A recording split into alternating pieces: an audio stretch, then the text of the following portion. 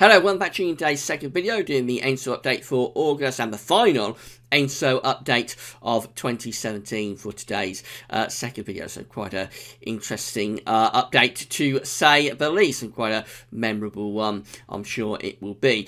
Just say earlier on today we did JMA Friday, having a look at the rest of August and September with Japanese and CFS beta mods. You can find a video to that on the home page. So, as I say, this is the final ENSO update of the year. The reason for that is because ENSO plays a big part within our winter updates, and ultimately when we come to do the winter forecast at the end of November into the start of December. So, we won't need, because we'll be through winter updates, and we start those a week on Sunday. We do them on a week-by-week basis, and every week we'll be looking at ENSO condition, what's happening in the Equatorial Pacific Ocean. So because of that, we won't need to do the ENSO updates, you see what I mean, because we'll just be repeating ourselves. So that's the reason we always rest these updates after August. There's no need to do them until we get into the beginning of next year. So the next ENSO update specific that we do, can you believe, will be in 2018. So let's get on with it for the final time, and we're going to start off with the cold and warm episodes by season chart from CPC, NCB and NOAA. This is showing every ENSO event going back to 1950, and it's doing it on a tri-monthly basis. So for example, our first year with this is 1950. The tri-monthly period of December, January, February in 1950, actually I suppose it would be 4950, but it's basically covering 1950, shows that we go down to minus 1.4. We've got a blue, we've got blue coloured numbers, and that tells us we've got a cold event taking place here. We've got a La Nina event going on, and that carried on throughout the whole of 1950, interestingly. Moving further down, so when we come to 1957, 1958, then we get red numbers appearing, positive numbers. That's an El Nino event through 1957 and into 1958 as well. Let's carry on down to present day. So we come through the 70s, come through the 80s, come through the 90s, go through the 2000s, and we arrive at this year, 2017. This is our year down here on the very bottom. So just talking a little bit about last year, 2016, we had the Super Nino, of course, with these red numbers here in the first half of the year. And then the second half of 2016, we had a reversal into a very, very weak cold event, a very, very weak La Nina event. Almost just borderline ENSO neutral. Very, very nearly didn't make it to a La Nina, but just about did it. Now, this year, 2017, we've been at ENSO neutral. So we can see that for our first tri-monthly period, which is December, January, February, that was the tri-monthly period that ended the La Nina event, because instead of these blue numbers that we've got just here, we have a black number. So we've gone under the required threshold there to get, or to continue with La Nina. To get a La Nina designated, you have to be at or below minus 0.5 degrees below average as the temperature anomaly. It's the same with El Nino. To get an El Nino designated, you have to be at or above plus 0.5 degrees above average or more. So this number, minus 0.4, doesn't look like much, but actually it's an important number because it ends that very, very weak La Nina that we had in the second half of 2016.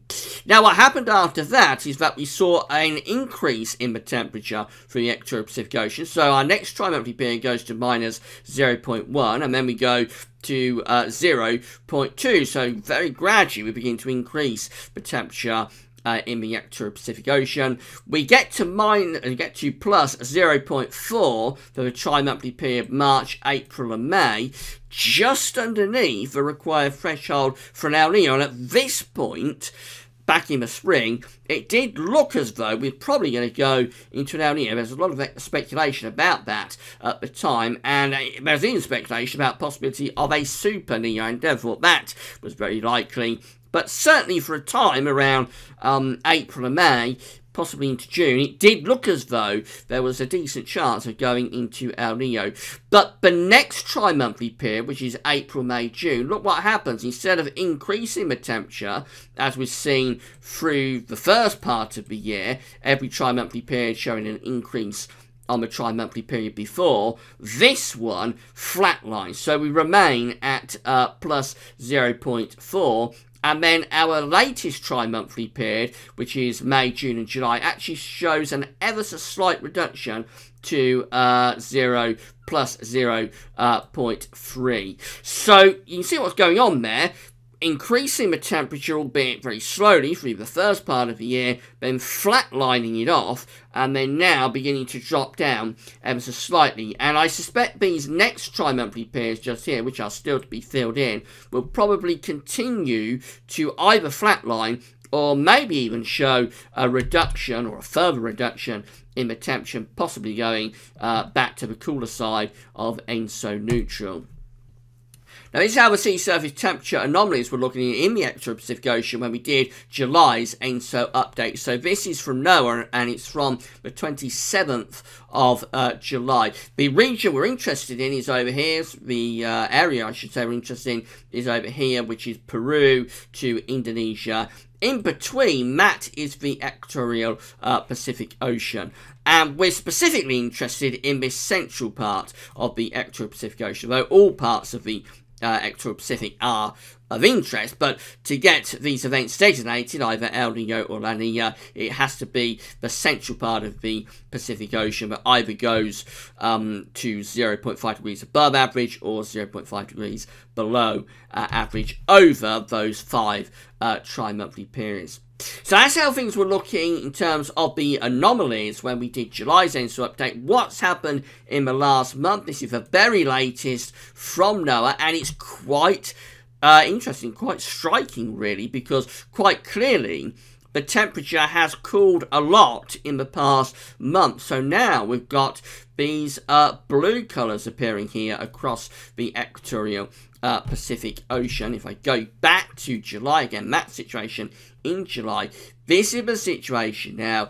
Clearly cooling has taken place, and you have to say, really, this does look a little bit like an El Nino's, a La Nina, I should say, signature. It certainly isn't all that far away from a cold event signature. Now, I've been talking about this blue area down here quite a lot recently. These are cold sea surface temperature anomalies off the coast of Chile and going down into the Southern Ocean. This can sometimes be a precursor for a cold event, for a La Nina, and the same is true if you get it turning quite warm down here. It can be a precursor to an El Nino event. So to me, that isn't looking a million miles away from a La Nina, I have to say.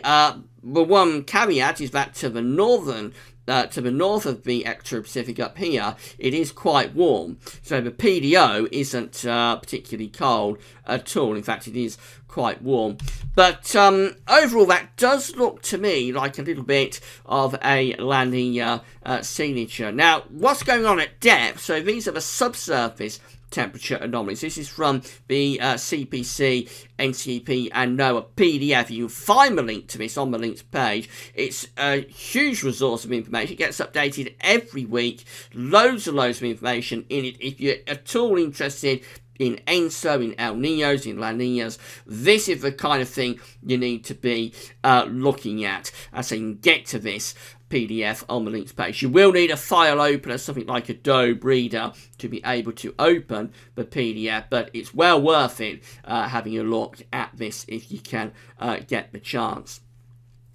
So these are the subsurface temperature anomalies. So this is going back to June, back 27th of June, where you can see that there was quite a bit of warm water at depth for warm subsurface temperature anomalies at any rate. Remember, this is like the surface of the Equatorial Pacific just here. We're just looking at the surface temperature anomalies, of course, and then down here we're going lower and lower down. So the further down we go, the deeper we're going into the Pacific Ocean, or the Equatorial Pacific Ocean if you would like. Now, if we scroll down, we can see that the next chart, again, shows quite a bit of warm water at depth on the 12th of July. But our next chart, for the 27th of July, and then the next for the 11th of August, actually we see quite a dramatic shift beginning to take place. And now, by the 11th of August, we've got quite a lot of cold water, cold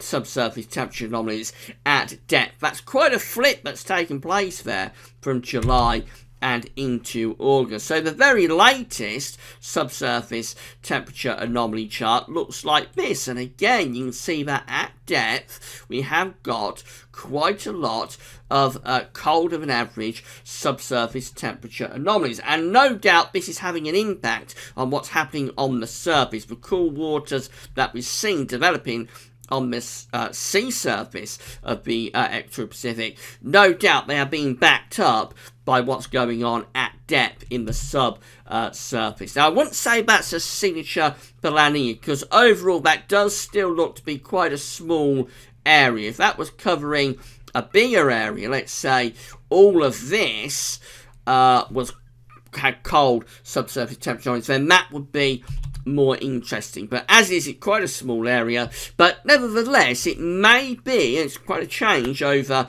just sort of 6 to 4 weeks or so, quite a big change. If we was to continue to see that cold area of subsurface temperature anomalies expanding, then of course that would get very interesting indeed in terms of shifting towards the La Nina through the remainder of 2017. Let's have a look at the SOI, the Southern Oscillation Index. Now remember, this is just an index that's reflecting the state of the atmosphere, as with all the indexes that we use for forecasting. So same with the Arctic Oscillation, same with the North Atlantic Oscillation, same with the QBO. The SOI is another one that is just reflecting the state of the atmosphere. It's not driving anything. When the SOI is positive, it tells you that the atmospheric pressures between Darwin in Australia and Tahiti in the South Pacific are reflective, the atmospheric setup is reflective of a La Nina event. When the SOI is negative, however, the atmosphere is going to be reflective of an El Nino event. Now, earlier in the year, back around May, June, we had a lot of negativity of the SOI, and that was the period when it looked like the atmosphere and the oceans were going to couple up to produce an El Nino event. Since then, we have swung very much towards a La Nina, towards a positive atmospheric setup. So this is the 1st of August just here, when we're at +5. And if we carry on down, you can see that, for example, on the 4th and the 5th of August, we're at +5 and +2. That's the atmosphere in the Southern Pacific being reflective of a La Nina type condition. Now, for about 4 days, we went very negative with the SOI this month. So on the 6th, the 7th, the 8th, and the 9th, we get -3, -16, -26, and -20. For 4 days, the atmosphere was reflective of an El Nino type condition in the Southern Ocean.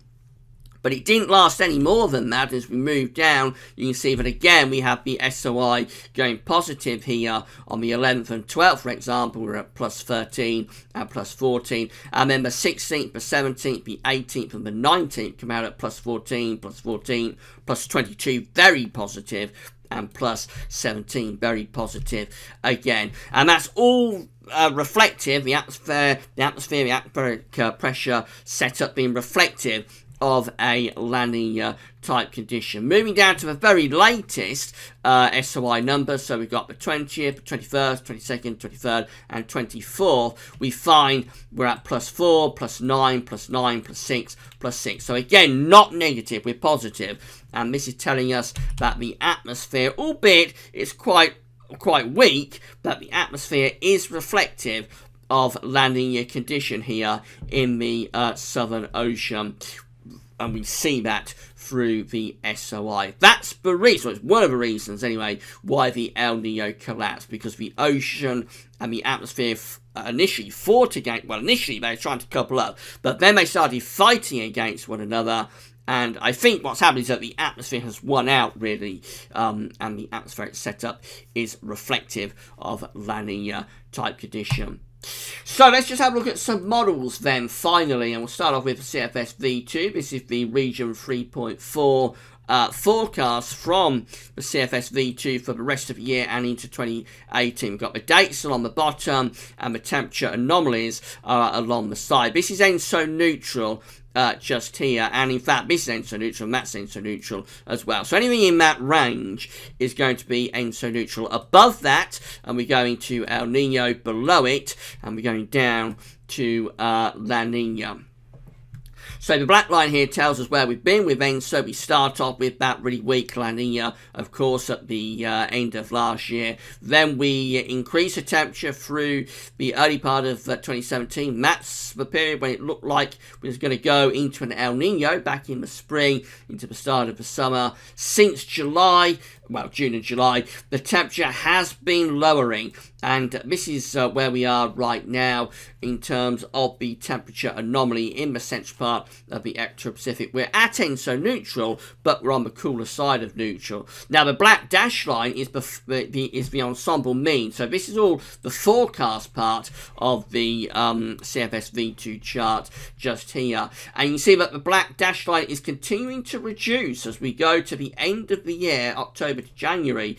Actually, we do go just about to weak La Nina. We go under minus 0.5, go under that number just there to around there. So we're only going very weakly into La Nina condition, but the CFS V2 is just about doing it. Now, each one of these coloured lines represents an individual member of the CFS ensemble, and you can see that several of these ensemble members are going down into proper sort of La Nina condition. They're going down at least to a weak La Nina. Some of them, these ones just here, actually going down in sort of moderate La Nina type territory. They are outliers, but probably not totally discounted. However, let's stick with the ensemble mean, and that's the black dash line, and that is around ENSO neutral, on the cold side of ENSO neutral, possibly just dipping down into La Nina, but probably not doing it, excuse me, over the 5 tri-monthly periods, but definitely on the colder side of ENSO neutral. This is the ECWF region 3.4 forecasts for the next few months in terms of ENSO. This is where we're starting off right now, around here. So again, ENSO neutral, same idea, got dates on the bottom, the anomalies, temperature anomalies on the side. We're starting off at ENSO neutral just there. Now these are the warmer ensemble plume members up here. They're the warm outliers. These are the cold outliers sort of down here. So anything between that and that is our range, if you like, and that essentially is in this sort of range here, which is continuing to be around ENSO neutral. The only difference is probably that the ECWF is slightly on the warmer side of ENSO neutral, I think, just about, not much in it, but just about on the warmer side of ENSO neutral, whereas the CFS V2 is very much on the colder side of ENSO neutral. But essentially no real deviation between the two. They are both going for ENSO neutral condition for the rest of the year and even into the start of 2018. And then finally, JAMSTEC. So again, it's the same idea. We've got the temperature anomalies along the side, dates are on the bottom. JAMSTEC is predicting ENSO neutral conditions to persist into 2018. That's January 2018. Just there, you can see where we are right now is at ENSO neutral. The red line here is the ensemble mean, and that is staying underneath 0.5 degrees above average. So that tells us that the model is forecasting a continuation of ENSO neutral for the rest of this year and into the start of 2018. That's a huge change on what it was predicting earlier in the year. So let's just go back to April, when in April 2017 JAMSTEC was predicting a moderate to even strong El Nino event. Look at that, it was forecasting a real rocket in the temperature anomalies of the Equatorial Pacific, and it's going for a proper El Nino event by the end of this year. So by now, by sort of August, this period just here, we should have been around there properly into an El Nino, and that peaks at the end of 2017, or was supposed to peak at the end of 2017, as a moderate to strong El Nino event. This is how we've finished up. Very, very different. A collapse, complete collapse of a potential El Nino into something significantly cooler, certainly ENSO neutral, and a very small chance, if you take the CFSV to base value, of at least for a time dipping down into a cold event, into a La Nina, albeit a very weak one. Probably would never be designated because it doesn't persist over 5 tri-monthly periods, but really not all that far from it. Now, as I explained when I did last month's ENSO update, this is all very reminiscent of what happened in 2012, so I'll just finish off again recapping on that. This is the sea surface temperature anomaly map from July, 19th of July 2012, where you can see we have got a signature for El Nino to be developing, these warmer than average SSTs developing in the eastern part of the Equatorial Pacific. What happened by October, that signature had completely collapsed, and actually we've gone into, certainly we've gone back to ENSO neutral, possibly even trying to get a little bit of a La Nina signature going there through the Equatorial Pacific Ocean. Now, 2012-2013 was our last cold winter, and it came after a collapse of an El Nino event back to ENSO neutral, and it did try for a time anyway to go into a really weak La Nina event. It didn't quite manage it, but it certainly tried to do it. I'm sure you can see where I'm going with this, because we've got winter updates starting next week, and one of the things we're going to have to look at with those winter updates, I think, is a bit of a recap on what happened in 2012-2013, and maybe, I would have thought through reanalysis, trying to look at, trying to find some other years where El Nino collapsed, as it has done this year, as it did in 2012, where El Nino's collapse, and see what those winters were like. I suspect there aren't that many where this has happened, so it's interesting that we had it in 2012, and it's happened again not all that many years afterwards in 2017. So that's probably going to be one of the tangents that we pick up and run with during winter updates, which, as I say, they're beginning a week on Sunday. Okay, so that's it for August ENSO update and the last ENSO update of 2017. Hope you've enjoyed the video.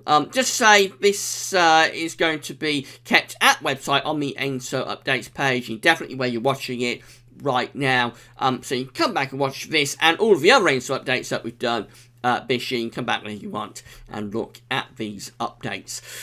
Tomorrow we've got weekend forecast, as always on a Saturday, and quite interestingly as well, we're going to have the seasonal model roundup for the autumn of 2017. That is ahead on Sunday of the GasWeather's autumn forecast. So that's all going to be very interesting. And on Sunday, as well as all that, we've got a sneak peek for winter as well. Just get you in the mood, whet your appetite a little bit for the beginning of the winter updates. Bank holiday Monday, we've got our usual historic video.